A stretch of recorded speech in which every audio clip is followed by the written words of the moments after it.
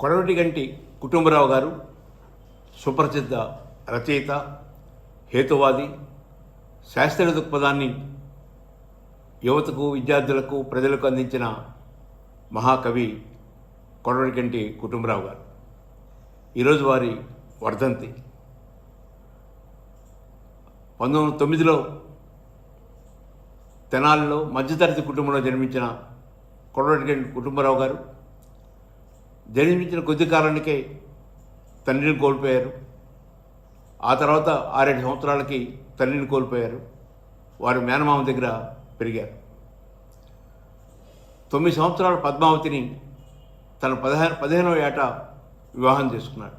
ఆ కాలంలో చిన్నపిల్లలు వివాహం చేసుకోవడం అనేది అరుదుగా జరిగే పరిస్థితి, ఎక్కువగా జరిగే పరిస్థితి.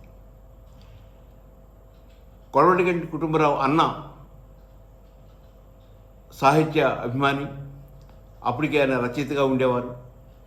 వారి ప్రోత్సాహంతో కొడవటిగంటి కుటుంబరావు కూడా రచయితగా మారారు.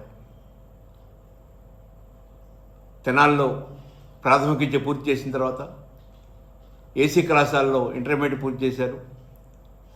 విజయనగరంలో ఫిజిక్స్ సబ్జెక్టుగా తీసుకొని మహారాజా కాలేజీలో బీఎస్సీ పూర్తి చేశారు.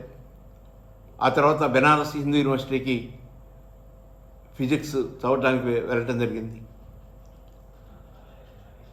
కొడవటిగంటి కుటుంబరావు గారు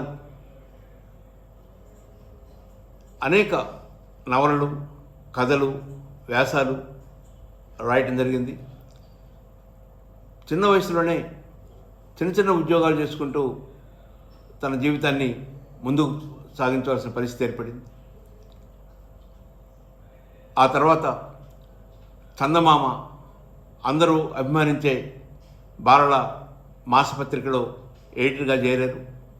1952 నుంచి వారు చనిపోయేంత వరకు 1980 వరకు చందమామ సంపాదకులుగా కొనసాగారు. చందమామ ఆనాడు పిల్లలకి, పెద్దలకు కూడా ఎంతో ఆలోచన రేకెత్తించే పత్రిక. చక్రపాణి గారు, బిఎన్ రెడ్డి గారు వారి నేతృత్వంలో చందమామ కొనసాగింది. దానికి సంపాదకత్వం వహించడం చాలా గొప్ప పరిణామం. వారు మరణించేంత వరకు శాస్త్రీయ భావజాలాన్ని ప్రజలకు అందించడానికి కృషి చేశారు. వారు రాసిన అన్ని రచనల్లో కూడా ఆ హేతుబద్ధత, హేతువాద దృక్పథం కనపడేది.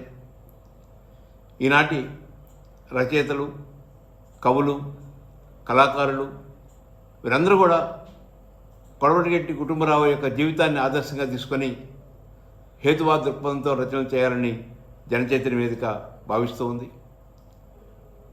కొడవటిగంటి కుటుంబరావు గారు వారి ఆలోచనలు, వారి భావాలు, వారి రచనలు ఇవన్నీ కూడా ఆనాటి యువతలో ఎంతో మార్పు రావడానికి తోడ్పడి వారి జీవితం చాలా ఆదర్శనీయం. ఈరోజు వారి వర్ధంతి సందర్భంగా జనచైతన్య వేదిక నివాళులర్పిస్తూ ఉంది.